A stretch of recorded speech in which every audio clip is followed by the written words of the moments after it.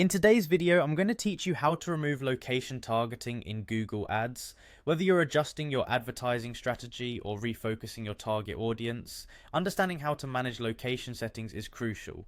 So let's dive in and go step by step through the process. First, you'll want to open your web browser and navigate to Google Ads' homepage.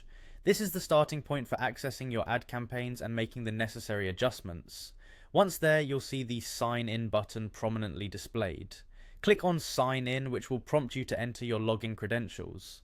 If you have multiple Google accounts, make sure you select the one associated with your Ads account to proceed. After signing in, you'll be directed to the Google Ads homepage. This is your main dashboard where you can see an overview of your campaigns, budgets, and other key performance metrics. From here, look for the Campaigns tab, which you'll find in the navigation menu on the left-hand side of your screen. Clicking on this will take you into the section where all your campaign management happens.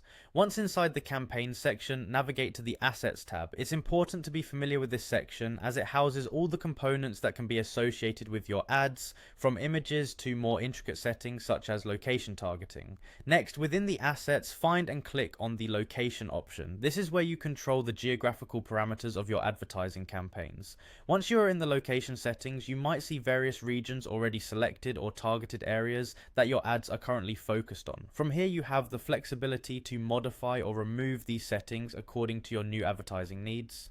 If you're aiming to remove location targeting completely, simply clear all selections. This will ensure your ads are not geographically constrained and can reach a broader audience.